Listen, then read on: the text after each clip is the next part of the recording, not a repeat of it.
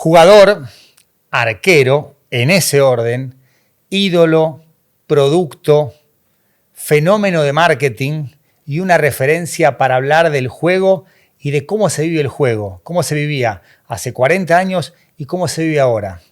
En Clank, Carlos Fernando Navarro Montoya, el mono.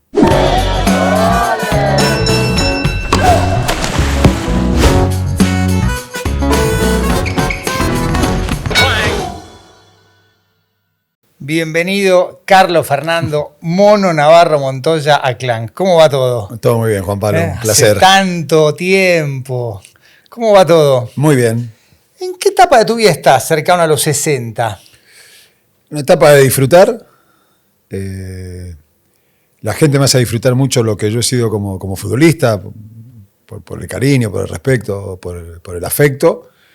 Y no dejo de tener proyectos, no dejo de tener ilusiones, pero yo jugué mucho tiempo al fútbol, me retiré a los 43 años, entonces ese proceso de competencia por ahí no disfruta tanto uno, o a veces la gente no se permite generar esa corriente de comunicación, pero una vez que uno deja es como que la gente te da todo lo que por ahí en otro momento no te lo digo, sobre todo por esta pasión de la camiseta y del fútbol nuestro de cada día, de lo sanguíneo. Como que ahora hay mucha gente que quizás cuando jugabas no te saludaba porque, ataja en Boca y lo que genera Boca, y ahora te expresa su respeto, su admiración. Sí, yo he tenido la suerte de entrar en el inventario de aquellos futbolistas que los denominás sin camiseta, porque jugué mucho tiempo, jugué en muchos lugares, creo que la gente visualizaba mi perfil, yo siempre he sido muy, muy respetuoso con todos, pero después cuando uno deja es como que empieza a recibir el cariño masivamente, ¿no? ¿Te costó dejar de jugar?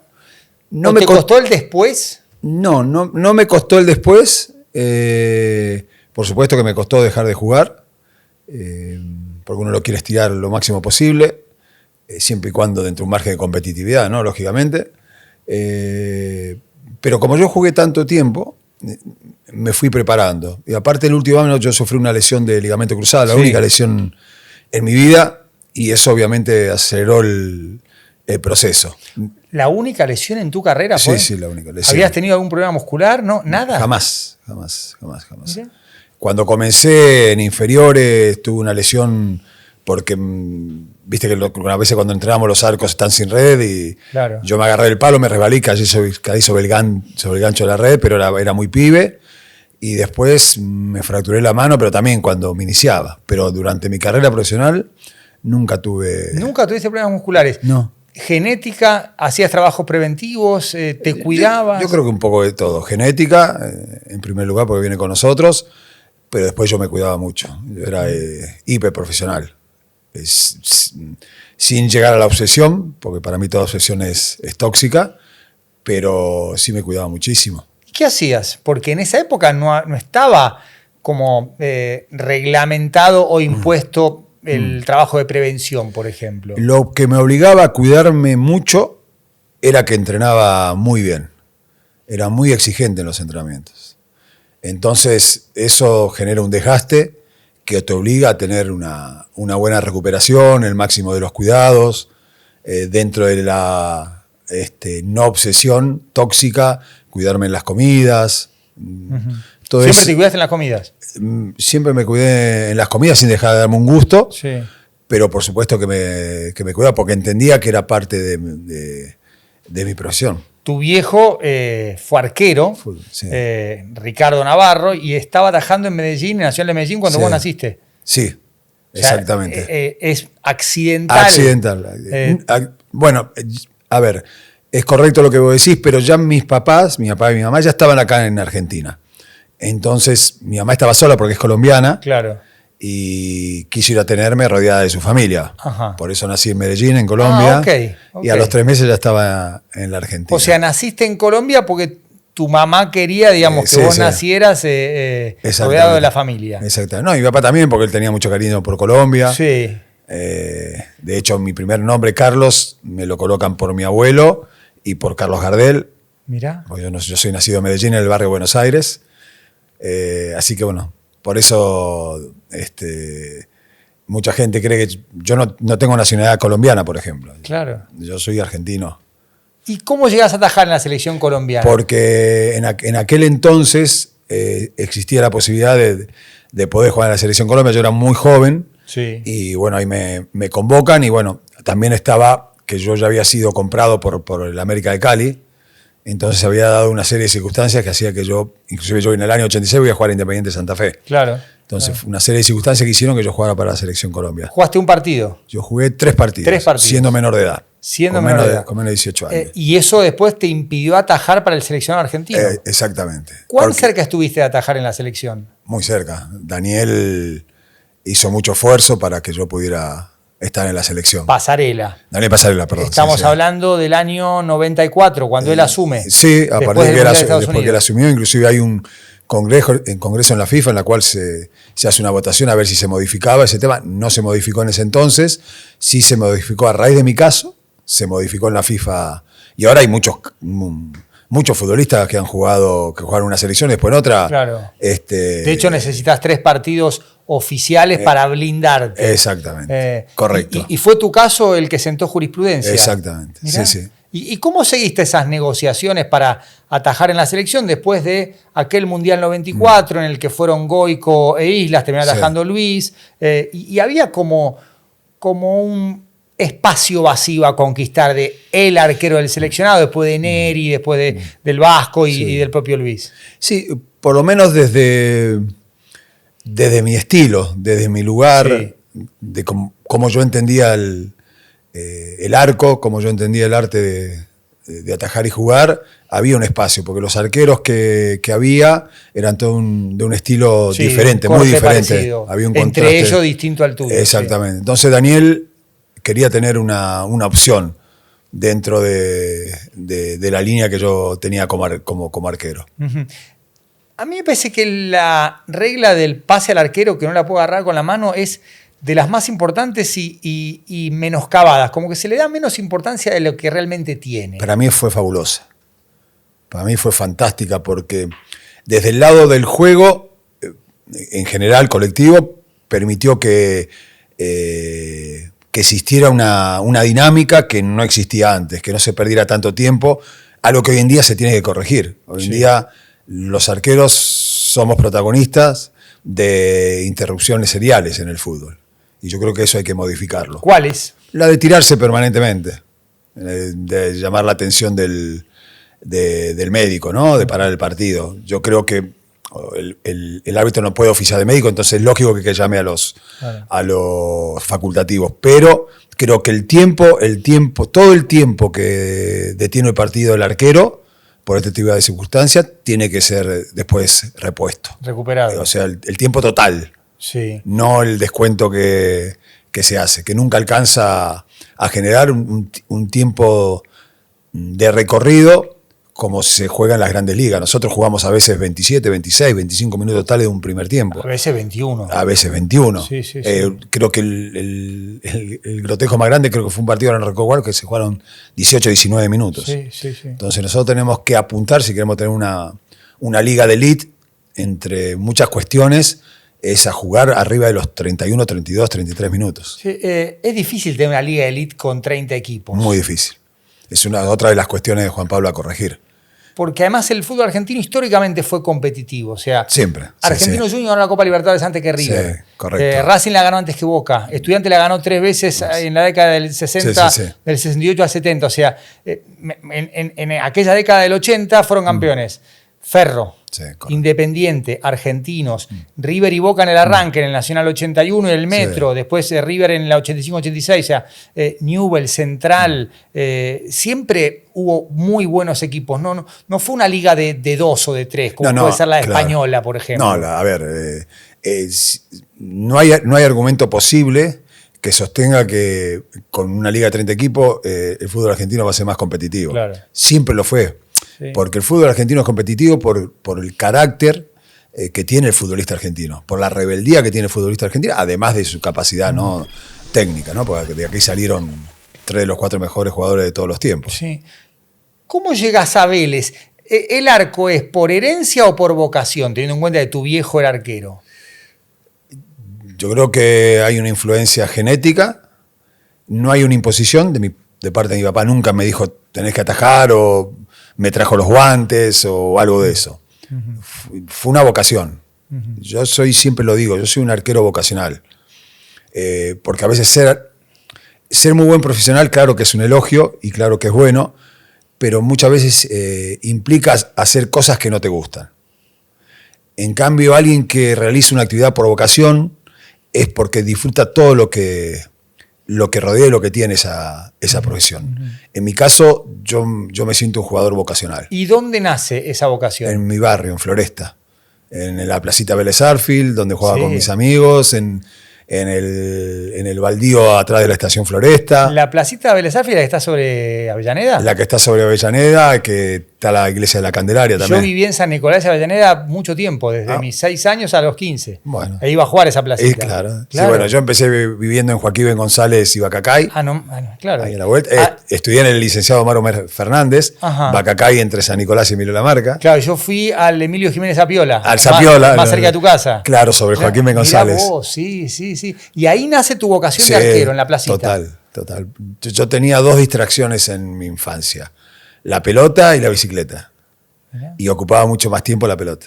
¿Y cuándo pensás en extender esa vocación a un club como Vélez? ¿Te llaman, te ven, te buscan, vas vos? No, me fui a probar con mi hermano. Yo después, cuando crecí, empecé a ir caminando al Parque Avellaneda. Claro. Y ahí en el Parque Avellaneda, bueno, me crucé con Enrique Macaya Márquez, por ejemplo. Claro, Enrique del Barrio también. Claro, el Nano Arián. Sí. Bueno, gente grande. Y bueno, yo tenía decidido de muy chiquito ser futbolista. Yo a los 15 años, 14, que los chicos van a bailar, 16, yo no iba a bailar. Yo no iba a bailar porque entendía que tenía que cuidarme, sobre todo cuando empecé a jugar en Vélez, las inferiores. Y a Vélez me fui a probar. Como cualquier chico. ¿Y quedaste? Quedé inmediatamente, con mi hermano también, y me subieron una categoría. Yo llegué con edad de octava y me colocaron a jugar en séptima. Claro.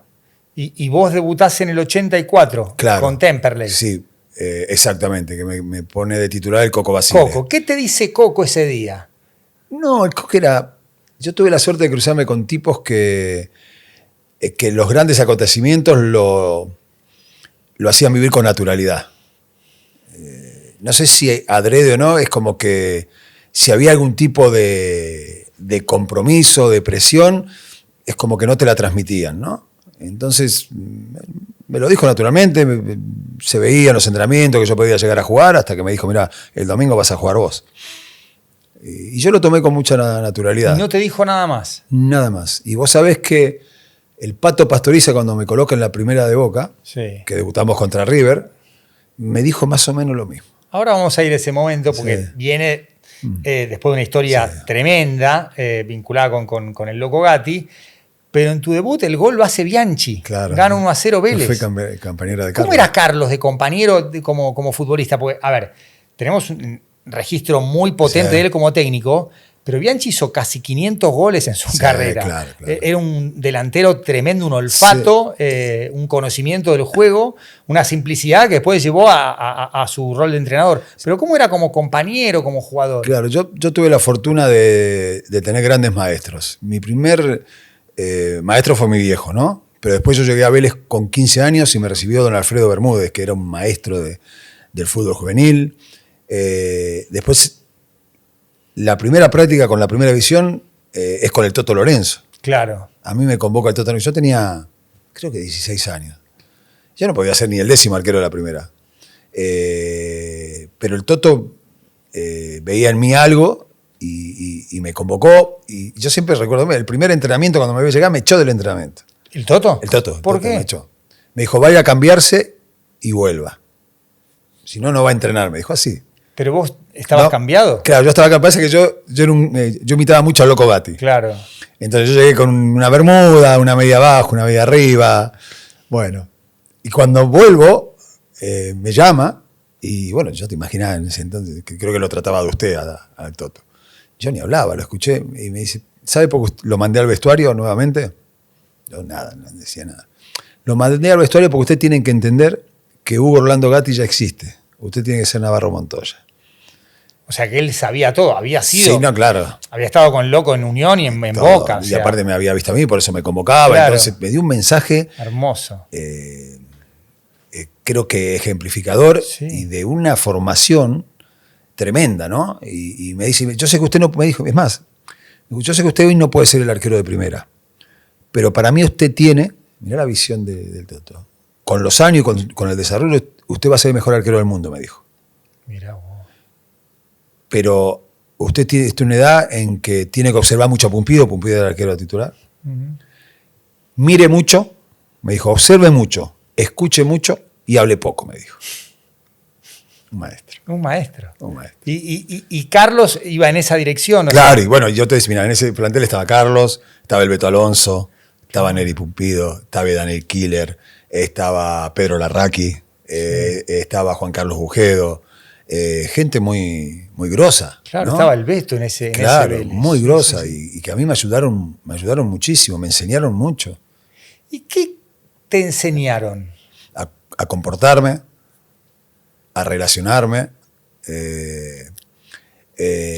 Carlos Bianchi era un profesional de los pies a la cabeza, el Beto Alonso lo mismo, Pedro Larraqui, que era el símbolo, el capitán, se desviaba de su camino para pasarme a buscar a mí. O sea, el Tano Pernía. Claro. También estaba el Tano Pernía. Sí, También una competitividad. El Tano en los entrenamientos te mataba. Era como los partidos. Claro. ¿Viste esto que se escucha hoy, que se juega como se entrena? Bueno, el Tano lo aplicaba esto fue en el 81, que yo llegué 82, así que imagínate. Sí, hace 42 en el años. 84. Ahora, ¿es una época que no volverá? ¿Que ya el chico de 17, 18 años llega a primera con otro contexto? Hablo no solo de lo que puede encontrarse en un vestuario, sino redes sociales, representantes, para no morirnos de nostalgia, pero tampoco desechar lo que pasaba hace 40 Claro. años. No, lo que no hay hoy, por eso yo me imagino el placer y lo fértil que debe ser para los chicos de Boca, para los chicos de Rosario Central, que tienen a Leandro Paredes y a Di María, que son maestros. O sea, los pibes que empezábamos en mi época, teníamos en todos los equipos 6, 7, 8 maestros. Sí. Porque eran futbolistas que hacía mucho tiempo que estaban o en el equipo o en primera división. Porque claro, antes no se iban tan rápido. No existían las transferencias. Entonces vos tenías futbolistas que primero se convertían en ídolos. Después, si vos tenías la fortuna de convivir con ellos, en maestros. Y vos tenías la mejor manera de aprender en esta época de la tecnología, que muchas veces suplanta a lo que yo considero que es la mejor manera de aprender, que es mirando. Mirando, claro. ¿No? Y escuchando si tenés la fortuna de estar cerca. Lo que te dijo el Toto Lorenzo. Exactamente. Mire mucho, escuche mucho, hable poco. Entonces, cuando regresan, en River hay, por supuesto, Montiel, que es más joven, Sí. pero cuando regresan futbolistas de mucha trayectoria, Vanegas en Newell's, para mí es buenísimo para el fútbol argentino y es muy fértil para los chicos. El fútbol argentino necesita de esos maestros, necesita de aquellos que enseñen. Es impresionante lo que Boca ha crecido con Paredes. Desde juntarlos una vez por sí. semana a comer todos juntos, salir con algunos compañeros y sus respectivas mujeres. El que ejerce la docencia, aún sin tener el título. Sin tener el título, sí. Lo ejerce todo el tiempo. O sea, aquel que llegó a poder digerir todas las vivencias y poder transmitirlas, es un maestro. Primero por la sabiduría de poder haber absorbido todo eso y después la capacidad de transmitirlo. Quien tiene ese don es alguien que lo está utilizando todo el tiempo y es muy provechoso para todos. Por eso, ojalá que, primero, que todos los que regresen tengan ese don. Claro. Y segundo, si lo tienen, qué bueno para que lo pueda aprovechar. Sí, Ahí están los modelos. Sí, y el deseo de compartir experiencias con los chicos, ¿no? De transmitir. Generalmente el maestro, generalmente el docente, no es egoísta. El docente, primero, por ejercer esa docencia, y segundo, hasta naturalmente, ¿no? Porque hay tipos que ya están tan formados, Juan Pablo, que tienen tan claro todo, que su conducta ya, en su conducta hay docencia. Entonces, vos con solo ver cómo se sienta, cómo se para, cómo se alimenta, qué come, si llega a horario, si no llega a horario, claro, cómo entrena, cómo elonga. Entonces, vos te vas fijando y él te va enseñando. Y vos tenías muchos maestros en esos equipos. Sí, yo muchos tuve, jugadores a los cuales claro, mirabas y aprendías claro, en silencio. Claro. Absorbías. Todos los que te nombré y todos los que después compartí. Tenía un ídolo al que no conocía de día, pero yo soñaba con ser con el Loco Gatti, como el Loco Gatti. ¿Cuándo lo ves a Gatti por primera vez? No personalmente. ¿Cuándo decís, yo quiero ser como él? Y cuando llegó a Boca. Antes, ¿no? Cuando, por ejemplo... él llega en el 76. 76. Yo tenía 10 años. Claro. Mi papá me lleva 2 años antes a la cancha de Boca, pero el que a mí me movilizó fue el Loco Gatti. En el 76 cuando llega con Toto Lorenzo. Sí. Él ya tenía ese perfil. Sí, claro. Ya tenía ese perfil, pero claro, él había jugado en la lejanía en River, pero... Atlanta, Gimnasia, Unión, que no era tan cotidiano para el que vivía en Buenos Aires. No, y tenía la influencia de Rea, que es, digamos... Correa, exactamente. Bueno, el primer arquero jugador que existió en el mundo, te diría, fue Amadeo Carrizo. Sí. Bueno, yo heredé, por mi viejo, la admiración por Amadeo Carrizo, porque mi viejo a mí, que fue mi primer maestro, como te dije, me enseñó que era importante pegarle a la pelota. Mi papá que le pegaba muy bien a la pelota, era zurdo, porque él había aprendido de Amadeo. Mirá. Entonces, y aquello de marcar la cancha, aquello de ser un arquero jugador, de salir, de anticiparse, de no ser un arquero de abajo del arco, todo eso yo lo heredé de mi viejo, que lo había aprendido de su gran ídolo que era Amadeo Carrizo. Entonces me heredó esa manera de... Y después yo tuve la suerte de conocer a Amadeo. ¿Lo conociste? Lo conocí. ¿Cuándo lo conociste? Él trabajaba en Gatique, en Adidas. Claro, perfecto. Entonces tuve mucha relación con él. Fue otro maestro que yo tuve. Claro. Entonces, a ver, yo no inventé nada, porque viste que muchos a veces dicen que yo inventé esto, que una jugadora era la mía. No. Yo heredé un montón de cosas. Viste que Guardiola una vez dijo, yo soy un ladrón de ideas. Sí, tío, estaba pensando en el mismo ejemplo. Bueno, sí. Bueno, yo fui un poco... Después le di mi impronta como me reclamó el primer día que llegué al entrenamiento Toto Lorenzo. Claro. Después le añadí mi color, mi carisma, mi manera de entender el juego. Y vos te haces hincha de Gatti cuando Gatti llega a Boca en el 76. Claro. Sí, total. Yo fanático de Boca, encima llegó Hugo y revolucionó todo. Sí, además sale campeón en el además año. Nos hizo muy Fue felices. Campeón de América, le ataja penal a Vanderlei contra Cruzeiro. Sí, pero yo le he visto partidos fantásticos a Hugo que claro, no están emparentados con el título, o son los escalones para llegar a un título. La jugada que hace con Estudiantes, por ejemplo, cuando vuelven aquel metro del 81. Sí, o aquel partido con Huracán en cancha de River, cuando Boca sale campeón, que creo que fue en el 76. Sí. Un partido, yo nunca había atajado a un arquero lo que atajó el Loco Gatti. Un partido también en cancha de River contra Independiente, que hace el gol el Ever Mastrangelo con esas diagonales que hacía. Sí. El Loco Gatti ese día la rompió, la dejó así de chiquitita. Es que el Loco era un jugador que usaba las manos. Claro. A veces se hace mucho hincapié en lo que él era saliendo, en la era del pase atrás que el arquero podía agarrar con la mano, o sea, un revolucionario sin reglamento. Exacto. Y a pesar, te diría, del reglamento, pero el Loco era un arquerazo, volaba de a palo a palo. O sea, sí. Y tenía algo más, que para mí le da una seña de identidad diferente a todos, que no es propiedad del arquero, pero que cuando se repiten otros futbolistas, los convierte rápidamente en ídolos, porque no es que vos lo ves jugar, sino que vos lo sentís. Que es que te hacía sonreír. Sí. Te arrancaba una sonrisa. Te divertía, ¿no?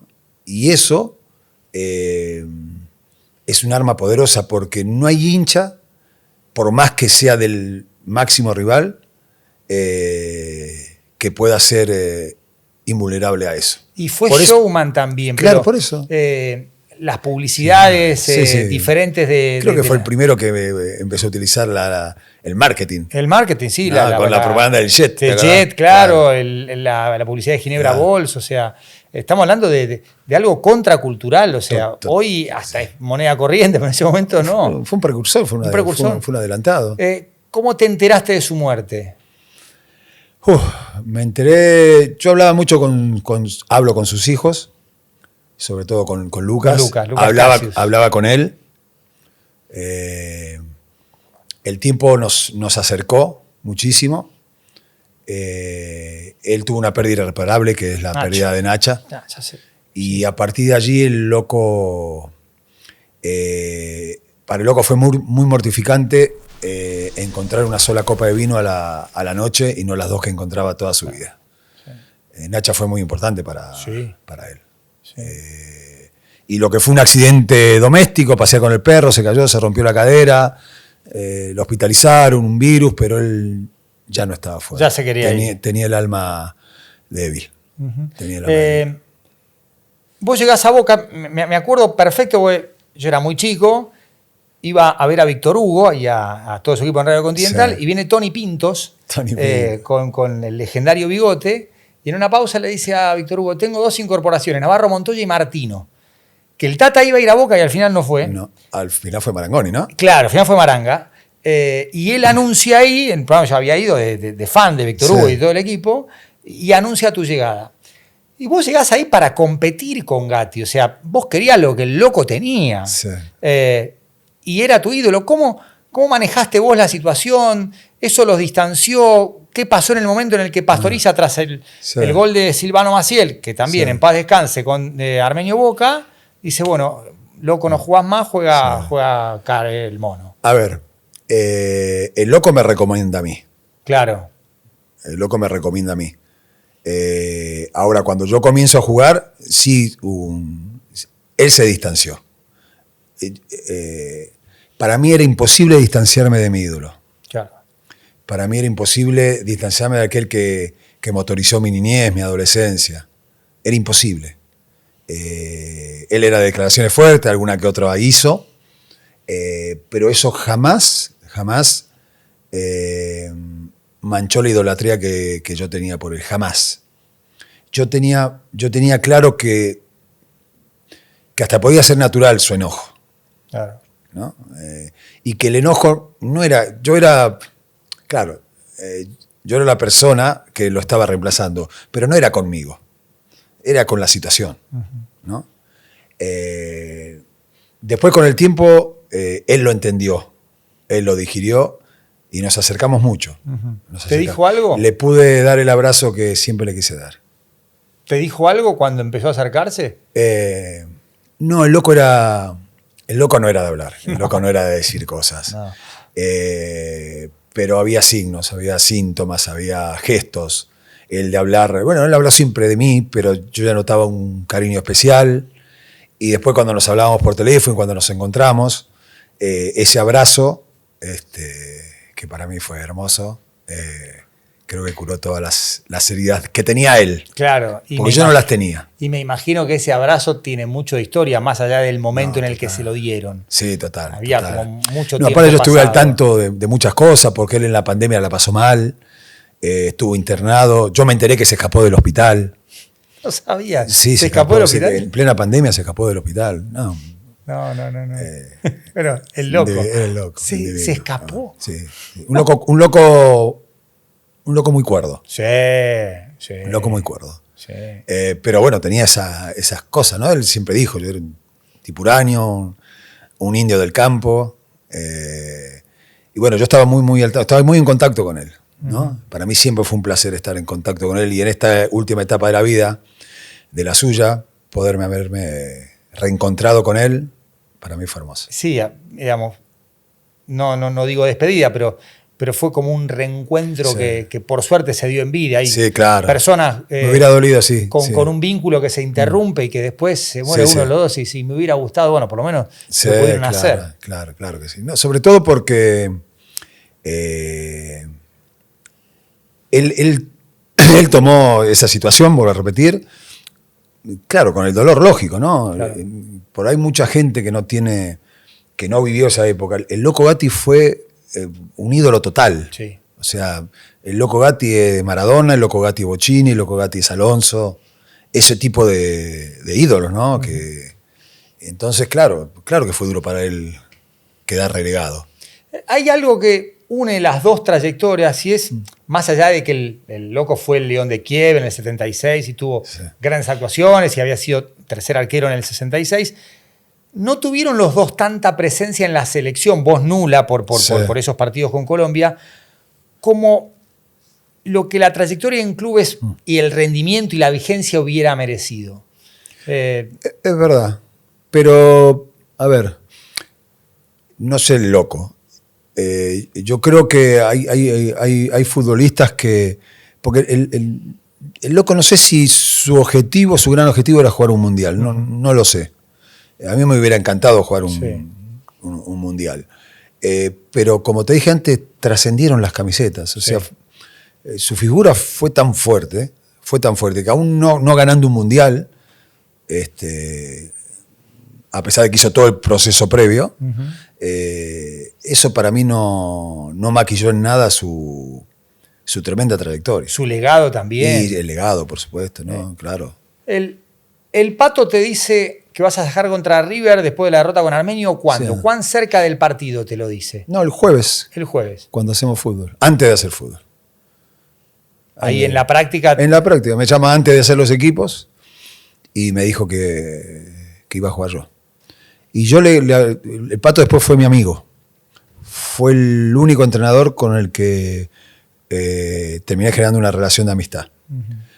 Y yo le reconozco que cuando yo llegué, le digo, porque yo llegaba para competir con Gatti, pero era Gatti, Claro. ¿no?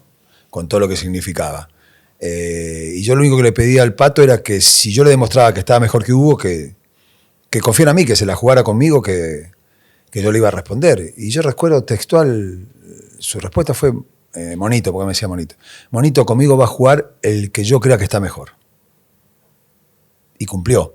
Pero es fácil decirlo y mucho más difícil hacerlo con el Loco Gatti, con una institución del fútbol argentino. Sí. Y yo eso lo valoré muchísimo. ¿Te imaginabas que ibas a dejar tanto tiempo en Boca? Porque justamente reemplazás a una leyenda. El Loco del 76 al 88 juega casi siempre, más allá de algunas ausencias, de algunos periodos, pero fue el arquero de Boca durante 12 años. Y vos te quedaste otros 8 años. ¿Pensabas que tu ciclo en ese clásico con River, que ganan con los goles de Walter Perazo y Alfredo Graciani, iba a durar tanto tiempo? Yo soñaba con eso. Yo me preparé para eso, desde chiquito, desde que lo vi al Loco Gatti y desde que fui a la Bombonera por primera vez, yo siempre soñaba con ser el arquero de Boca y después ser como el Loco Gatti. Y mis sueños siempre pasaron por jugar en Boca. Sería muy demagogo de mi parte, quedaría muy bien decir, no, yo soñaba con la selección argentina por todo lo que lucharon porque yo juegue en la selección argentina. Sí. Pero yo nunca soñé con la selección argentina. Yo siempre soñé con jugar en Boca. Por eso cuando yo llego a Boca, para mí fue el comienzo de cumplir mis sueños. Y siempre soñé con estar en Boca. Boca sale campeón en el 91, un torneo que no se reconoce porque tuvieron que jugar la final con el Newell's de Bielsa, y después sale campeón en el 92 con el maestro Tavares después de 11 años. Fueron 11 años del 81 al 92 sin títulos, más allá de la Supercopa del 89, o sea, la Recopa del 90. ¿Cómo era Boca en ese periodo de 11 años sin títulos? Hoy cuesta imaginarse a un grande como Boca con 11 años sin títulos. Sí, fueron 8 años. Vos hablás, claro, del título local. Claro. Pero Boca en el... 89 gana la Supercopa, sí. Que fue para mí el punto de inflexión en la historia de Boca. Mira vos. Para mí, no es porque yo haya sido protagonista o haya sido uno de los protagonistas. Para mí fue el título más importante en la historia de Boca porque marcó el fin de lo que parecía una debacle institucional y el comienzo de un crecimiento exponencial de la institución. Boca, en ese lapso que fue del campeonato del 81 hasta la Supercopa del 89, Boca estuvo a nada de desaparecer. No sé si desaparece, pero que la Bombonera no hubiera existido porque iba a ser rematada. Sí. No, Federico Pola, que fue el interventor, rescató a Boca. Después vinieron Antonio y Carlos, Alegre y Heller, pero estuvo muy cerca de desaparecer. Exactamente. Muy cerca. Y la gestión de don Antonio Alegre, de Carlos Heller, de Osvaldo Pataro, de Jesús Aciaín, de Pedro Gambide, de todos ellos, no me quiero olvidar de algunos, de Pablo Abatangelo, entre otros, salvaron a Boca de la destrucción. Por eso para mí don Antonio Alegre es el presidente más importante de la historia de Boca. Por encima de Mauricio. Por encima de Mauricio, por encima de Armando, por encima de Riquelme, por encima de Angelici, por encima de todos. De todos. Porque salvó a Boca. Las ruinas. Pero no solo salvó a Boca, y lo salvó, como vos decís, de la desaparición o de la ruina, o de comenzar una historia diferente. Tal vez la Bombonera no existiría si no fuera por ellos. Sino que además edificó los cimientos y las columnas donde después se consolidó una institución tan grande como Boca Juniors. Es a partir de ellos, y es con ellos que Boca vuelve y puede vivir este momento que está viviendo. Y vos ponés la Supercopa del 89 como ese título fundacional. Exactamente. Porque después, del 89 al 92, como vos bien dijiste, ganamos la Recopa, le ganamos a Nacional de Medellín, que había perdido la final con el Milan. Sí, con gol de Diego Latorre en Miami. Pero claro, con Diego. Pero el tema acá sustancia, que mucha gente no lo sabe, y los que vivían la época sí lo saben, es que Boca, era una utopía pensar que Boca podía competir con esos equipos. Era una utopía pensar que Boca podía ser campeón de un torneo continental. Nosotros no teníamos lugar para entrenar. El primer día que yo llego a Boca, mi primer día de pretemporada, con el Pato Pastoriza, lo hicimos corriendo en Costanera Sur, porque no teníamos lugar para entrenar. Entonces, y después íbamos de la fábrica Fate de neumáticos, que era el auspiciante, claro, que tenía una cancha.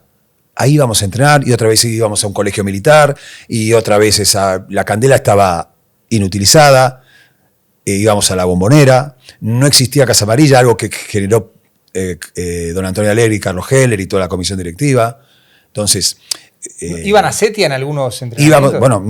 La primera pretemporada la hacemos en Setia. Claro. Íbamos a Setia. Sí. Entonces, era un Boca que se estaba levantando de las ruinas total, ¿me entendés? Sí, y por eso el campeonato del 89 y todos aquellos jugadores que vivieron desde el 82 en adelante, que no pudieron ser campeones, pero hay que reconocerle que le pusieron el cuerpo y el alma a Boca, aunque no hayan salido campeones. Uh-huh.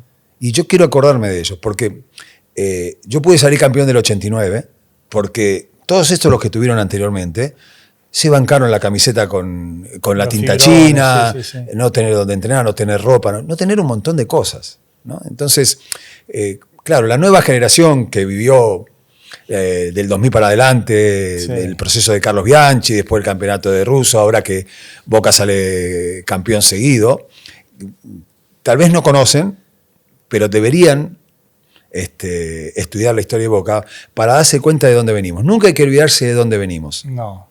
Y hay también hoy como un desconocimiento, un desprecio de la historia. Boca estuvo 12 partidos sin ganar y fue la racha más larga. Pues hablar del peor Boca de la historia, yo me reía. Digo, ¿cómo vas a decir que es el peor Boca de la historia? No, por favor. O sea, no.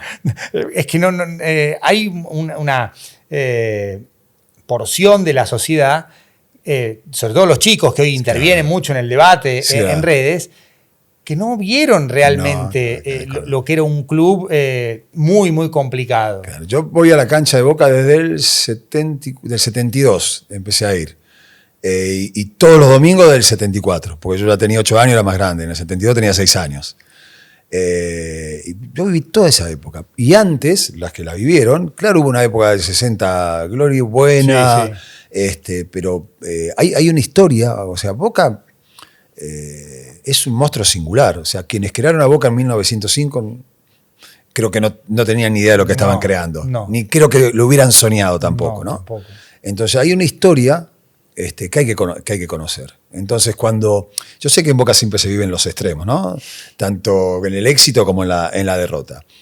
Pero cuando hay derrotas en Boca, es bueno conocer la historia para no generar malos momentos equívocos. Dijiste que el Pato fue tu único entrenador con el cual tuviste amistad. ¿Con César no tuviste amistad? No, con César no tuve amistad. Mirá. Con César tuve admiración. Con Menotti, ¿no? Estamos Sí, hablando con César Luis Menotti. ¿Cuándo lo conoces al Flaco? ¿Cuando llega a Boca o antes? No, cuando llega a Boca. En el 93. Cuando llega a Boca, exactamente. Sí. A mí me generó admiración César Menotti por su manera de entender el juego. Pero yo no lo conocía a César personalmente. No. Yo fui admirador de su selección, era muy chico cuando Huracán, pero claro, para mí el Flaco Menotti es un punto de inflexión en la historia del fútbol argentino. Coincido. Hay un antes y un después del Flaco Menotti. Hay un antes y después también en los procesos de selección. Fue un adelantado, un precursor. Hoy este fútbol moderno, hay muchas cosas que pregonaba y que entrenaba y que realizaba en sus equipos el Flaco Menotti. Bueno, como el Flaco Cray. Yo digo, Europa y Sudamérica tuvieron dos flacos geniales. Uno el Flaco Cruyff y otro el Flaco Menotti. Bueno, hace poco, no sé por qué me quedé viendo Argentina-Perú y Pasarela jugó de 10 en el 6-0. De 10. ¿Y dónde jugaba la defensa? Bien adelantada. ¿Cómo jugaban? No. En línea, ¿no? En línea.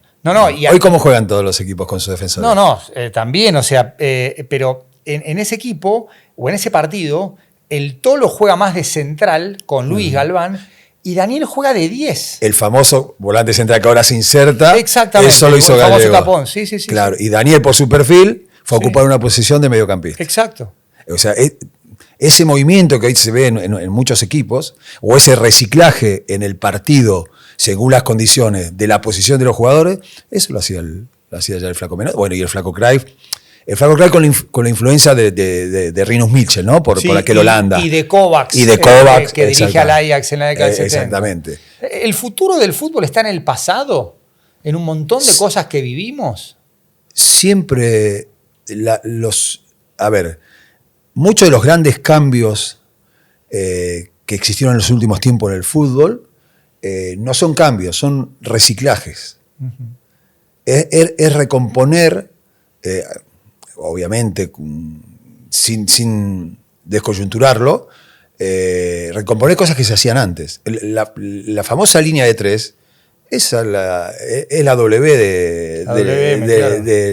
del Mundial 54. Sí, de los magiares que pierden la de final. Hungría, de Alemania, de Suiza. Bueno, antes la formación se daba con los dos centrales, el lateral derecho, el 5, el lateral izquierdo y después los 5 de arriba, el famoso 2-3-5. Claro. Sí. Lo que sí ha corregido, y a mí me alegra porque tiene que ver con mi posición, es que antes jugaban, cuando hablabas de los equipos, la numeración que quiera, pero sin arqueros. Y ahora yo escucho a algunos decir ya 1-4-3-3, 1-3-5-2. Sí. Porque desde el cambio que hablamos antes del arquero, del reglamento, que para mí es fantástico, el arquero empezó a tener ese protagonismo que para mí siempre tuvo. Para mí la posición más importante de un equipo de fútbol es el arquero. Porque además es el único que te puede asegurar un resultado. Porque si no te hacen goles, tu equipo al menos empate. Claro. Con la colaboración. Obviamente es un juego colectivo, ¿no? ¿Y quién te parece el mejor arquero de todos los tiempos? Es tan difícil eso. ¿A vos quién te gusta? ¿Cómo lo Sí, hay un montón de parámetros posibles. Sí. Claro, y son épocas distintas, entonces los parámetros son diferentes. A ver, yo creo que Neuer está ahí. Sí, Neuer sí. Neuer está ahí. Amadeo. Para mí Amadeo fue el primer arquero jugador. Neuer tiene un montón de cosas. Tiene un montón de cosas. Neuer, pero por sobre todas las cosas, Neuer es un gran ejemplo de que siendo el mejor o estando entre los mejores, se puede perfeccionar. O sea, Neuer fue otro arquero a partir de Joachim Löw y de Pep Guardiola. Claro, 2013, 2014. Porque a partir de Joachim Löw en la selección de Alemania y a partir de Guardiola, él empezó a jugar diferente porque su equipo le demandaba ser diferente. Y él tuvo la capacidad, siendo el número 1, de adaptarse a eso y de hacerlo muy bien. Hay muchos partidos en las cuales... ¿Te acordás de ese famoso arquero volante de los Picados? Sí, claro. Bueno, Neuer es un arquero volante. Sí. Es extraordinario, Neuer. Además de todo lo que ganó. Sí, pero claro, a ver, yo a los futbolistas yo no los juzgo por sus vitrinas. Está bien. Yo los juzgo por su capacidad técnica. Yo los desmenuzo técnicamente.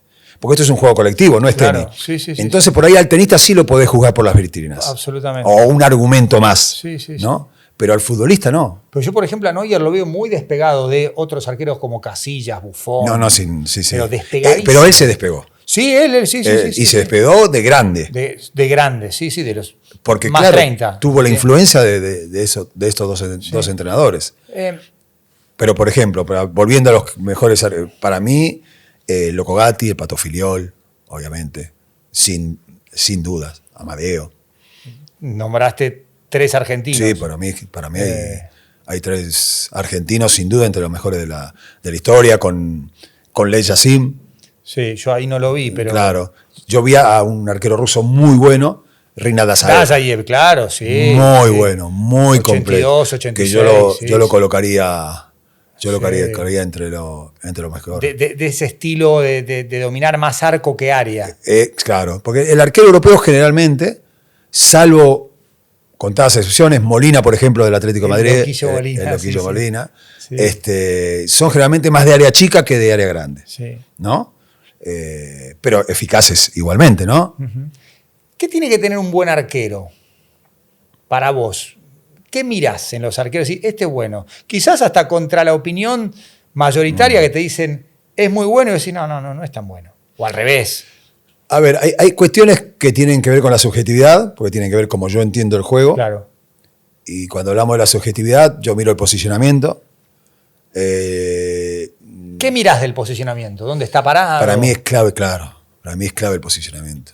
En un arquero es clave, porque a partir de cómo vos estás parado, vos podés solucionar una situación antes que suceda, o tenés que atajar, que es el último recurso. Claro. Porque atajar es el último recurso. La diferencia entre anticipación y reacción, Claro. digamos. ¿Y dónde tiene que estar parado el arquero? Bueno, para mí hay un lugar que es la mitad de la mitad, La mitad de la mitad, perfecto. que es la mitad del área chica, porque es la mitad de la línea final y la línea de la chica, y es la mitad entre los 2 postes. Claro, perfecto. Entonces, a partir de allí vos estás en un lugar en el cual la bisectriz del arco es un elemento en el cual vos, con la reducción de espacios, permitís ocupar todo el arco. Cuando se dice, no, hizo 2 o 3 pasos y achicó el ángulo, y el rival le remató al cuerpo. No le remató al cuerpo. Es que el achique del arquero hace que la única posibilidad que tiene el delantero es de pegarte a tu cuerpo. Claro, pues te cierra los ángulos. Cerrar los ángulos. Yo siempre quería que los delanteros estuvieran cerca mío y no lejos. Porque cuanto más cerca estaban del arquero, más lejos está del gol. Eso lo dice Diego Latorre en los comentarios y tiene mucha razón. Hasta creo que se la robé un par de veces. Bueno, porque es verdad. y Diego me la robó a mí. Ah, mira vos. Entonces, porque Diego fuimos compañeros mucho tiempo. Tengo 100 años de perdón, entonces. Todos somos ladrones de sí, ideas. Es verdad. Es genial esa frase. Es claro. Cuanto más cerca estás del arquero, más lejos está Más del lejos gol. está del gol. Entonces, Sí. ¿cuáles son los delanteros más peligrosos? Los que te definen de lejos. Claro. Ramón Díaz era uno de ellos. Uy, sí. Qué jugador, Ramón. Romario. Romario, Messi. claro. Diego. La cantidad de goles que Diego hacía de emboquillada, piqui. No, y de lejos. Y de lejos, no sí, de sí. cerca del arquero. De cerca. O sea, por eso, viste, de mí se ponderó siempre mucho el tema del mano a mano. Sí. ¿No? Toda la vida. Y era porque yo hacía 2 cosas. Yo trataba de estar antes para que el delantero estuviera cerca. Claro. Y después, cuando yo veía que el delantero, en vez de rematar, llevaba la pelota, era lo mejor que me podía hacer. Porque él, sin darse cuenta, obviamente, se estaba reduciendo ángulo y estaba reduciendo su posibilidad de hacer el gol. Si el delantero no define, vos esperás, no salís. Si el delantero no define, yo voy achicando el espacio. Sí. Lo que nunca el delantero te tiene que agarrar caminando cuando Eso. remata. Exacto. Te tiene que encontrar bien. Los apoyos son muy importantes en el arquero, ¿no? Sí. Entonces, te tiene que agarrar bien apoyado. Y después, el arquero también tiene que incitar e invitar al rival a hacer lo que más le conviene. Claro, llevarlo a su zona. O sea, si viene un delantero que es derecho, lo normal que él gambetee para la derecha. Claro. Porque es su perfil favorable. Sale para allá. Exactamente. Claro. Entonces, yo tengo que ver qué es lo que hay a la derecha de él. Y si a mí me conviene que vaya a la derecha. Yo muchas veces lo que hacía, cuando achicaba, me ponía más sobre la pierna izquierda. Claro. Para que él fuera sobre su lugar útil y se sintiera cómodo, sin advertir que yo le estaba generando una trampa porque yo quería que vaya para allá. Claro. ¿Y eso se entrena? Sí, claro. ¿Se entrena, claro. en la definición, en, Sí, en los trabajos? claro. ¿Tiene que ver también con la cabeza, con el conocimiento del juego? Con todo, pero se entrena. O sea, el entrenamiento es el laboratorio. El entrenamiento es tu lugar de ensayo. Es donde vos practicás todas estas cuestiones. ¿Por qué las tenés que practicar? Porque no causan daño. O sea, si a vos te hacen un gol en la práctica, Claro. no es dañino para el equipo, no es dañino para vos. Entonces, todas estas cuestiones, cómo te posicionás, dar un paso más de la mitad, estar más cerca del área chica. Entonces, todas esas cuestiones, también saber quién remata. O sea, si remata Roberto Carlos, vos sabés que la violencia del balón, la velocidad es mayor que otro, entonces tenés que posicionarte de otra manera. Son todos detalles. Tenés que saber quién es capaz de pincharte la pelota, quién no. O sea, antes teníamos menos herramientas. Claro. Ahora hay muchas herramientas, muchas más herramientas. En Boca estás durante 8 años. Sí, 9. 9, casi Sí. 9. Equipos con Diego, con Cani, Sí. no lograron salir campeón, ni con Silvio Marzolini, ni con Carlos Vilardo.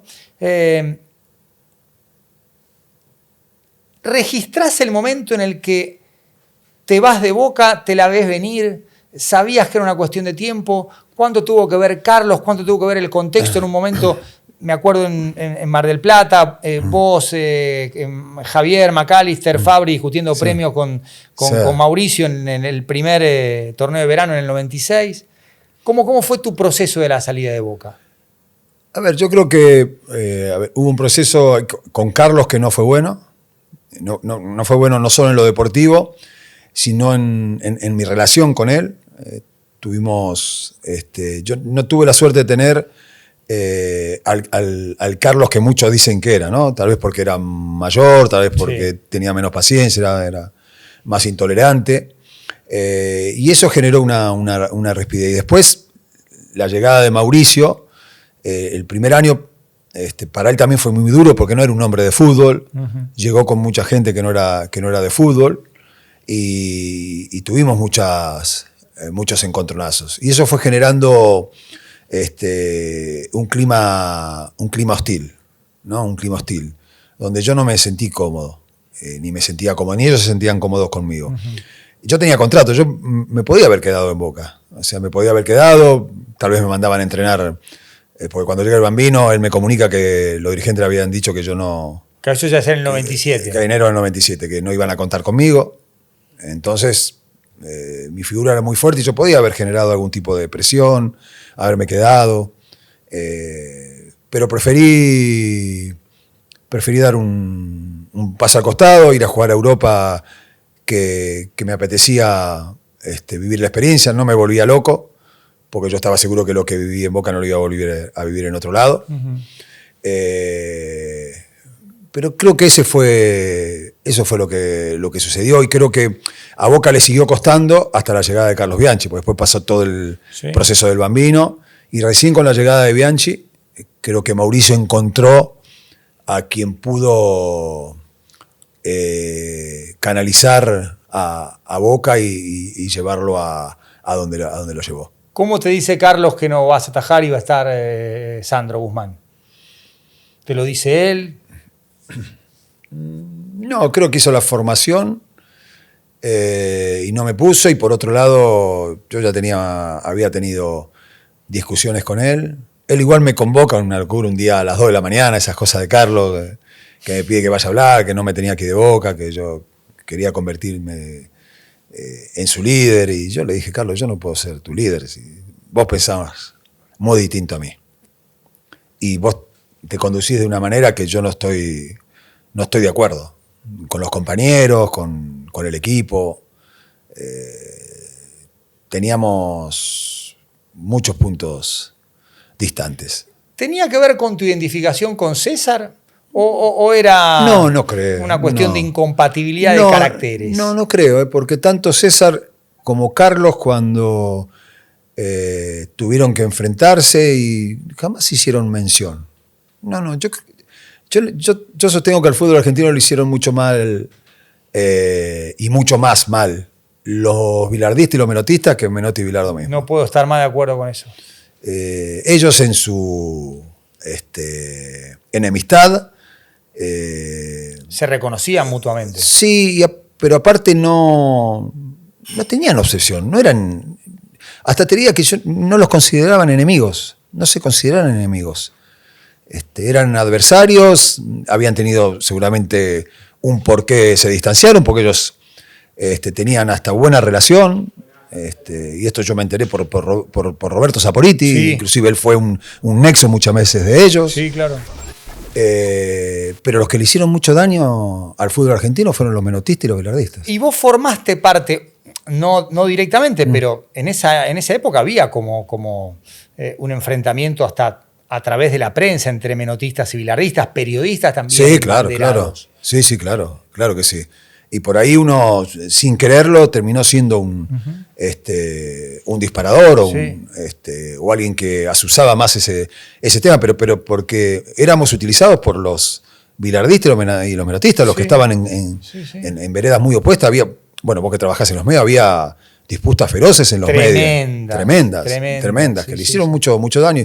Y que instalaron mentiras de ambos. Sí. Que son falaces. Y Como que le Menotti hicieron no mucho. trabajaba y que y que- Bilardo ponía todo picapiedra. por Claro, ejemplo. todo lo contrario. O sea, yo nunca entrené con tanta exigencia y a la vez nunca recibí tantos mensajes y tanta sabiduría como con el flaco Menotti.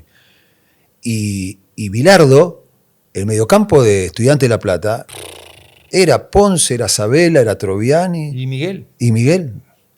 Sí, sí. Y la selección argentina era Maradona, era Batista, era Enrique, Sí, Justi. Justi. Hubo un partido que jugaron Borghi, Bocini y Maradona juntos con México, un amistoso. Es más, Carlos a mí me decía, viste que a veces el arquero toma la pelota y cuando el defensor no la quiere se da vuelta y empieza a correr. Y a él le gustaba que nosotros salíamos jugando de abajo y dice, tirásela, que le peguen la espalda, yo soy irresponsable si nos hacen el gol. O sea, hubo muchas falacias hacia Menotti, hacia Bilardo, de los bilardistas y los menotistas, que le hicieron mucho daño al fútbol argentino, porque instalaron una mentira que no tenía nada que ver con ellos. Absolutamente. Por supuesto que en Boca tenés muchos momentos icónicos. Uno de los últimos es ese partido contra el Vélez de Bianchi, que Chilavert te hace los 2 goles. Sí. Que ahí lo expulsan a Diego. Primero quiero ir por el lado de la polémica con Chilavert. Sí. ¿La elegiste vos? No. ¿La creó él con esa enorme capacidad después de demostrar en la cancha todo lo que decía? Era una cosa de loco, te decía, te va a hacer un gol y lo hacía. ¿Cómo viviste eso en ese tramo de tu carrera también tan especial? No, yo creo que José Luis, nosotros teníamos muy buena relación con José Luis. Sí. Después él decidió que pasara a ser Chilavert. Él se alejó y yo creo que por justamente ese personaje que él creó, ¿no? de enemistarse siempre con los mejores, Sí. o con los número uno. Y él se sentía muy cómodo, pero yo, la verdad, yo no sentía una. A ver, yo tuve la fortuna de empezar a competir contra Gatti, contra Filiol, Claro. y después con Islas, con Comiso, con Chilavert, con todos los grandes arqueros, porque jugué 25 años. Entonces mi primera gran competencia era conmigo. Después era el que estaba enfrente. Sí. Pero no era algo que a mí me Pero la me volvía competencia con loco. José Luis es cuando él llega, cuando él está en Vélez, no antes. ¿O sí? No, inclusive en Vélez hay una imagen que una vez ahí recrearon, y creo que comenta, ¿no? Cuando Navarro Montoya y Chilavert Navarro Montoya tenían afecto. Y nos abrazamos, un Boca Vélez, cancha de Vélez. Nosotros con José Luis nos parábamos a conversar cuando nos cruzábamos en la autopista. Mira. Después el que cambió fue él. Entonces, son cosas que suceden. Yo, la verdad, por suerte, salvo ese partido en el cual José hace un golazo de tiro libre y el penal, a mí me fue muy bien siempre contra los equipos de Chilaver. De hecho, tengo una estadística muy favorable. Sí. Pero yo lo reconozco a Chilaver como un arquerazo. A mí nunca me van a escuchar hablar mal de Chilaver como arquero. ¿Y se cruzaban en la autopista y se quedaban charlando? Charlando, sí, claro que sí. ¿Vos estabas en Boca y él...? Yo estaba en Boca y él estaba en Vélez. ¿Ya estaba en Vélez? Sí, sí. Ah, claro. Sí, sí. En ese partido, Castrilli mediante, se produce un escándalo. Sí. Pudo haber sido una tragedia también. También. Todo culpa del árbitro. Yo creo que Javier tuvo mucho que ver en eso. No. Todo tuvo que ver, en todo. Sí. Porque Barrientos no lo ayuda marcando el gol. En esa de Barrientos, es verdad que de Barrientos, no de Castrilli, y no existía el VAR. Claro. Que vos la sacás en la línea. Claramente. Es el cabezazo de Pando. Claramente, es un remate de emboquillada, pega en el travesaño. El remate de Pandolfi pega en el travesaño y no sé quién cabecea. Pose. No recuerdo. Bueno, yo la saco, pero Camps. Claramente, pero yo entiendo que no es de Castrilli. Pero después nos cobra un penal que no es. El tiro libre, que es un tiro libre, no es. Expulsa. ¿Cuántos jugadores expulsaron nuestro? 3. O sea, nunca voy a decir que fue adrede, porque no tengo pruebas. Y yo creo en la reserva moral de las personas, pero los perjudicó notablemente. Y en esa expulsión. Y en ese partido, nosotros nos desarman, no solo perdemos el partido, sino que nos desarma el equipo. Claro, que habían empezado ganando. Y en ese partido está el famoso no te va a contestar, que vos que Armando se lo dice Gamboa, y el no te va a contestar es tuyo. Hay mucha gente que cree que el Armando es tuyo y no. Lo que pasa es que la gente, como nosotros decimos Armando, o sea, el negro Gamboa y yo le decíamos Armando, más alguno más, no muchos, como él me decía, Diego a mí me decía gorila, no me decía mono. Y yo le decía gorda a Diego. ¿Gorda? Gorda. Mirá. Porque nosotros con Diego siempre, viste que a él le gustaba mucho rematar. Nosotros nos quedábamos después de los entrenamientos y competíamos mucho. Con tiro libres, con remates. Hubo una vez que de un lado tiraba el centro Román, que recién empezaba, del otro lado Cani, y el que remataba era Maradona. Mirá qué lujo, ¿no? Mirá. Centros de Román y de Cani y remate de Diego. De Diego. Y nosotros competíamos mucho, por lo que más nos gustaba. Diego el juguito de naranja, previo al entrenamiento, después del entrenamiento, y yo por el licuado de banana en la concentración. Perfecto. Bueno, y claro, y a mí, lo que pasa es que yo te digo en ese momento, era tal el grado de tensión que había, que encima Diego, que no sabía que había sido expulsado. No sabía. Lo va a buscar a Castrilli, y Castrilli no le hablaba. Lo miraba y yo dije, le pega una piña en cualquier momento. ¿No? Entonces, por eso yo lo quería sacar. Y yo le decía, no te enojes conmigo, porque yo sabía que estaba caliente. Pero yo preferí que se enojara conmigo y no que hiciera cualquier cosa, porque... y vos le decís, no te va a contestar, y él dice, si no me contesta es un botón. Es un botón, y después otras barbaridades que le dijo. Sí. Por eso creo que... Y Fernando Gamboa diciéndole, Armando. Sí. Entonces, viste, yo creo que las mejores cosas que hice en ese momento fue sacarlo a Diego. ¿Cómo era Diego como compañero? Diego era genial. Diego era un pibe de un corazón extraordinario, era generoso. En el vestuario nunca le encontré un gesto de divo. El problema era Maradona. Lo que dice Signorini. Son dos cosas diferentes.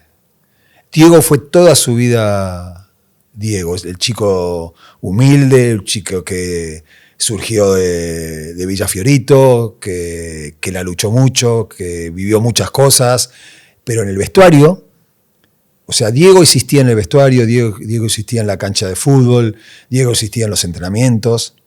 Maradona ocupaba el espacio cuando se iba de allí. Y el que lamentablemente se terminó imponiendo fue Maradona. O sea, lo externo, lo foráneo, fue lo que dañó a Diego. ¿Dónde estabas cuando te enteraste de su muerte? Esto fue año... Noviembre 2020. 2020.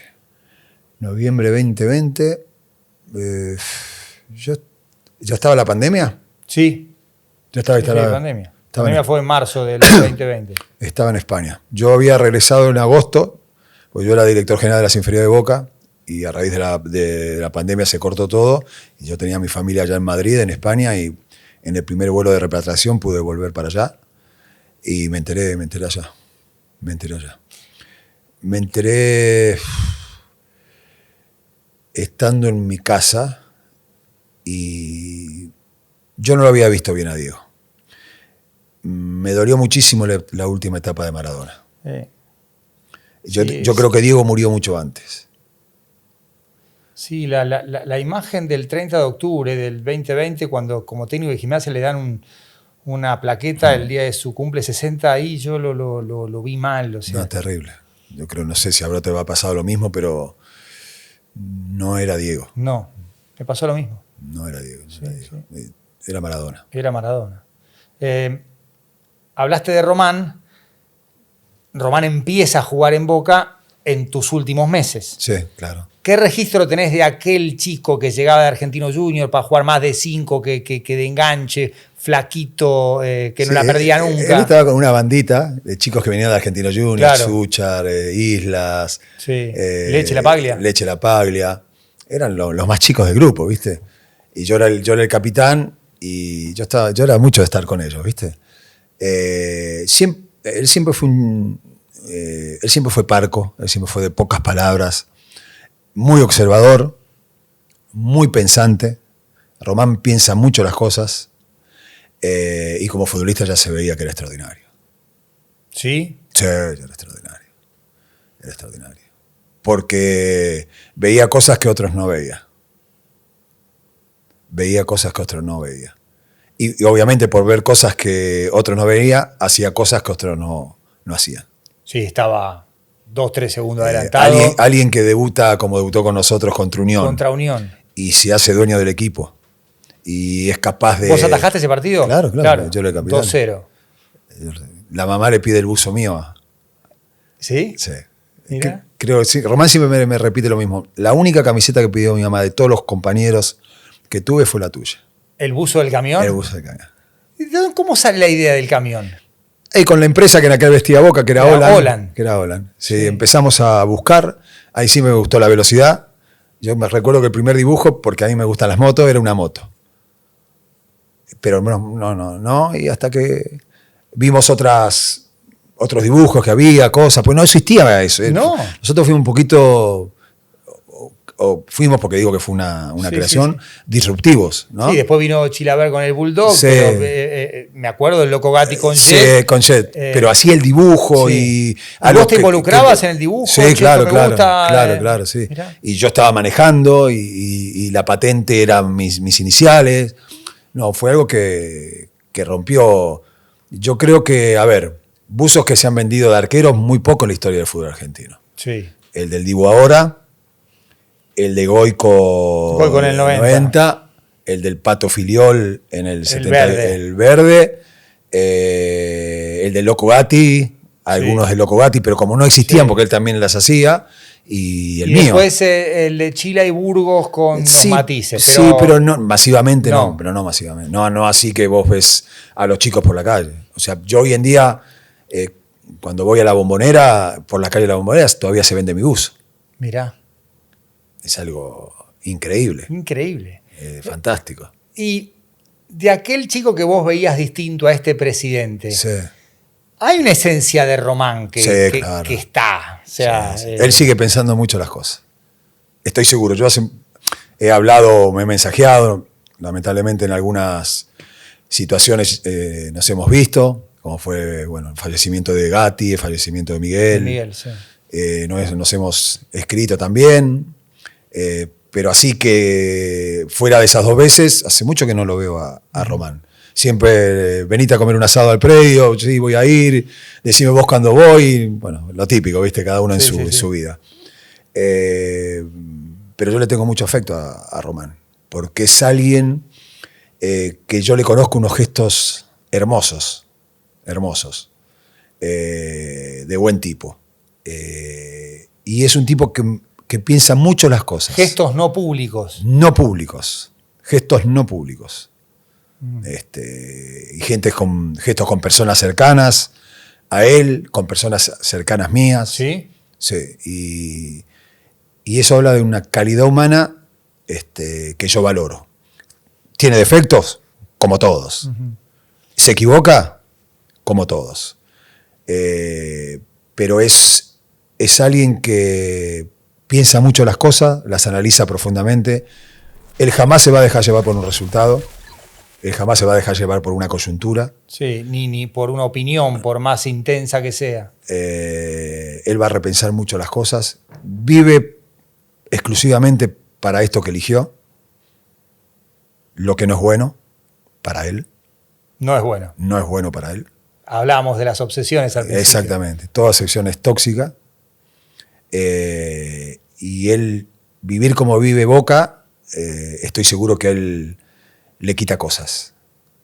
Pero bueno, es lo que decidió, es como él lo siente, es como él lo hace, y no va a cambiar eso, no lo va a cambiar. Un día Placente en esa silla me dijo, también se siente cómodo con la polarización, como que es algo que formó parte de su vida de este sí, este no, este sí, este no, sin grises. Es que el que jugó en Boca, como seguramente pasará en River, está acostumbrado a eso. Está acostumbrado a competir, está acostumbrado a la polarización, está acostumbrado a los extremos, lo bueno, lo malo, sí, no, el éxito, la derrota. Nosotros estamos acostumbrados a estas cuestiones. Uh-huh. Entonces, no sé si es que nos sentimos cómodos, pero sí que nos sabemos desenvolver. Manejar, claro. ¿Tuviste experiencias en medios? Sí. Como panelista, ¿comentaste partidos? Sí. ¿Cómo te sentiste? ¿Cómodo? ¿Te gusta? Me gusta, porque siempre me gustó hablar de fútbol. Yo consumo mucho fútbol. Porque miro mucho fútbol, escucho mucho también, y me gusta hablar de fútbol. Me apasiona el fútbol. ¿Qué ves? ¿Qué escuchás? ¿Qué escucho? Me gusta escuchar todo. Trato de escuchar todo y de ver todo, porque es la mejor manera de sacar una conclusión. Uh-huh. Yo tuve una formación en la comunicación en España, en el Multimedio Marca. Sí. O sea, yo me eduqué con Santi Segurola. El número uno. Bueno, entonces... El número uno. Verás por dónde transito. El mejor periodista de... Paco García Caridad, sí. Miguel Ángel Méndez. Sí, pero Santiago es otra... Yo compartía con Santi, teníamos un programa en Radio Marca que hablábamos de la fecha, del fútbol, sí. De la vida. Después tenía mi columna en, en Diario Marca también. Sí, me acuerdo. Entonces, bueno, yo tengo esos maestros. Yo entiendo la comunicación a partir de esos lugares, con esos hábitos, con esas conductas, con ese respeto. Esa es mi manera de entender cómo comunicar. ¿Y sentís que hoy es moneda frecuente o...? No. Hoy es infrecuente. Hoy el sensacionalismo le pega cachetazos a la credibilidad. Uh-huh. ¿Cómo te llevas con eso? Porque ahí sí es un terreno sí, fangoso. Convivo, pero a ver, las batallas no las tienes que dar desde su trinchera. Claro. Entonces, si yo quiero hacer algo distinto a lo que siento, por más que sea conveniente, primero que no voy a ser creíble y seguro que no me voy a sentir cómodo. Uh-huh. Entonces prefiero comunicar en el lugar que esté, en el medio que esté, desde el lugar donde yo me siento creíble y donde aprendí. Arrancamos la charla diciendo todavía tengo proyectos y cosas para hacer. ¿Qué te gustaría hacer? ¿Qué me gustaría hacer? A ver, me gustaría regresar algún día a las divisiones inferiores, mucho más adelante. Me sentí muy cómodo en ese sector. Me gustaría seguir progresando en los medios, en la comunicación. Me fascina la comunicación. Me queda algún proyecto cercano como director técnico. Y seguramente algún día volveré a Boca. ¿Cómo qué? En alguna de las funciones que pueda hacerle útil al club. ¿Sentís que tu historia con Boca no terminó todavía? No. Yo siento que estoy en Boca. Mirá. Ahora me toca estar afuera. Pero por una cosa circunstancial. La gente me hace sentir parte de la historia. La gente me hace sentir dentro del inventario del club. Y creo que eso es el logro más grande que tengo, porque para mí Boca es mi casa. Hay una imagen de Marchesín de chico con el buzo tuyo. Sí. El otro día le di un abrazo a Agustín. Agustín. Nos cruzamos en la cancha ¿Sí? de Boca. Sí, siempre le agradezco su reconocimiento y su muestra de cariño. Porque nosotros los futbolistas, vos sabés, Juan Pablo, que no hay elogio que valoremos más que de nuestros propios colegas. Sí. Creo que nos pasa a todos los futbolistas, ¿no? Hay una frase que creo se sigue diciendo. Cuando hablas de algún futbolista, que nosotros decimos, no, este jugaba bien de verdad. De verdad. De verdad. Bueno, es eso. ¿Y eso te dijo Agustín? Eso es lo que me dijo, lo que siento cada vez que habla de mí.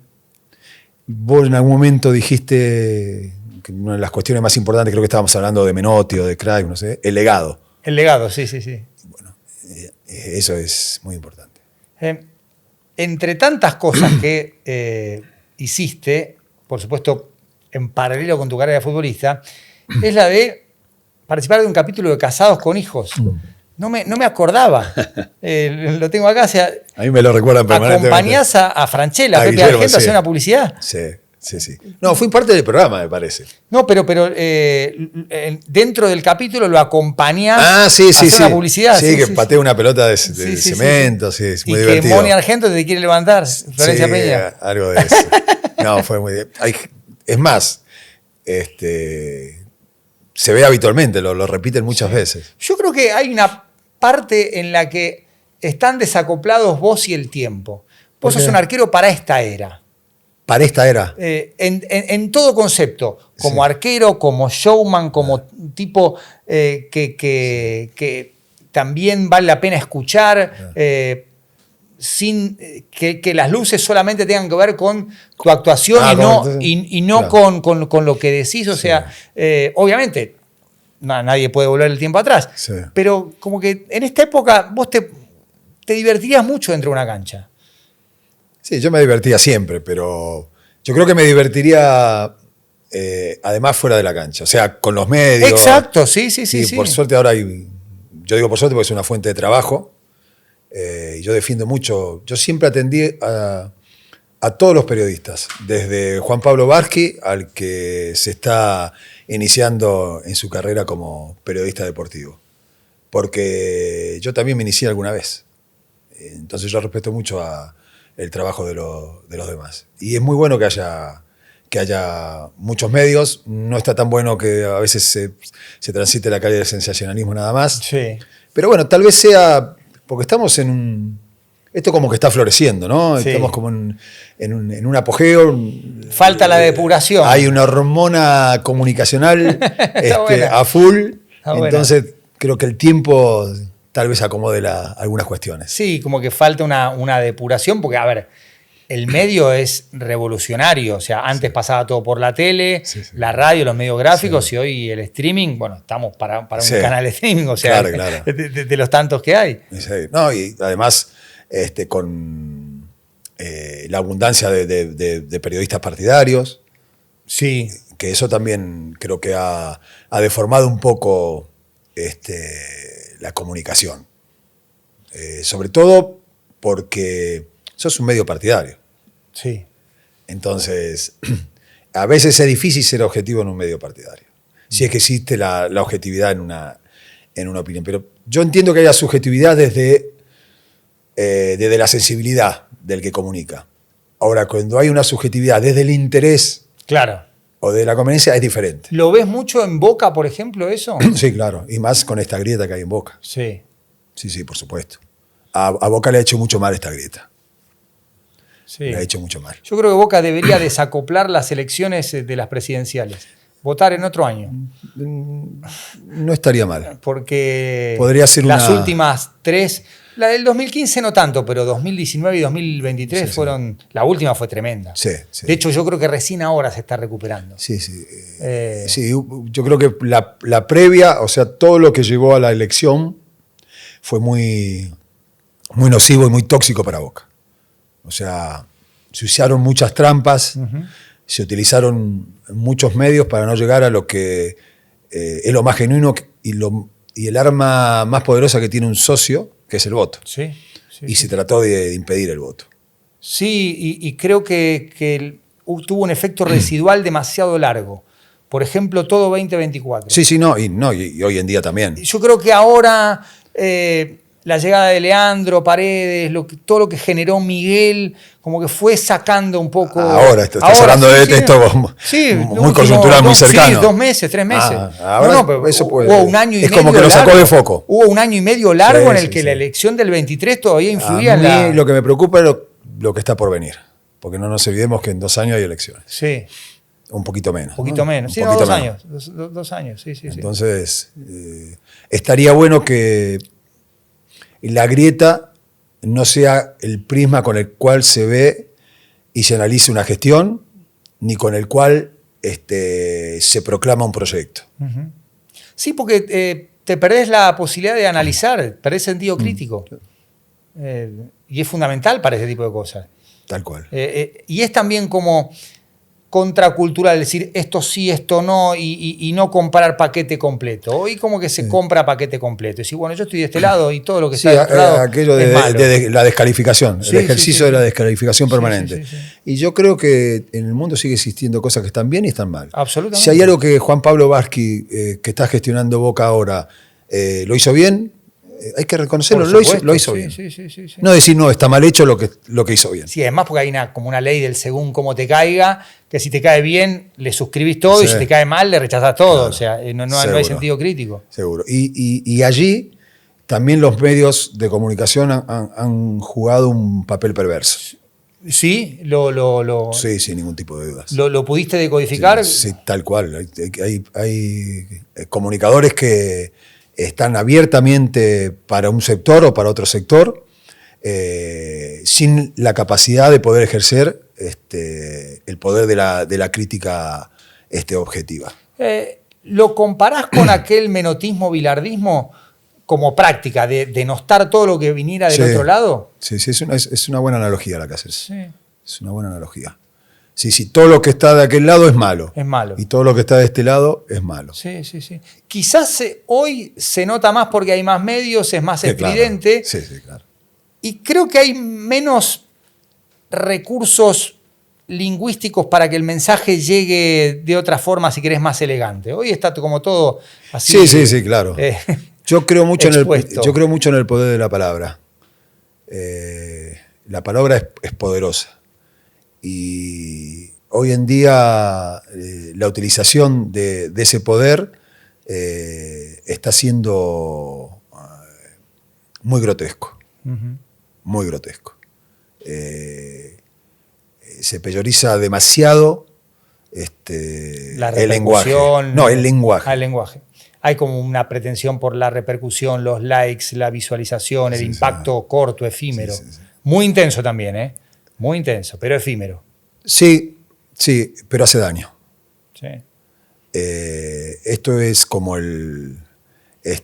como cuando te atropella un coche a 180 kilómetros por hora. Es muy efímero, pero te mató. Y eso es lo que sucede hoy en día. Hoy se utiliza muchísimo el insulto, la descalificación, la invención, y eso es muy malo. Pero es muy malo no solo para la víctima, sino también para el que la profesa, para el que la emite. Claro. Porque, como vos bien decís, a la larga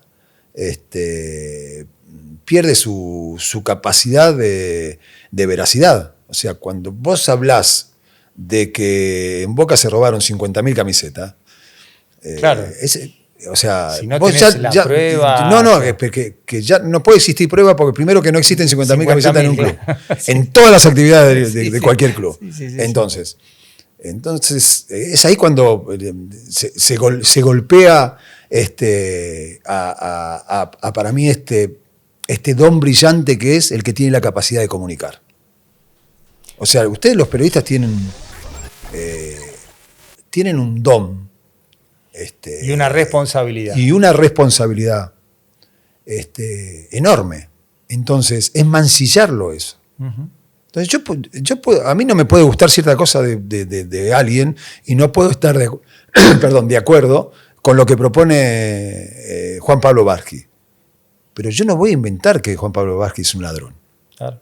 Yo no voy a inventar que te robaste 50.000 camisetas.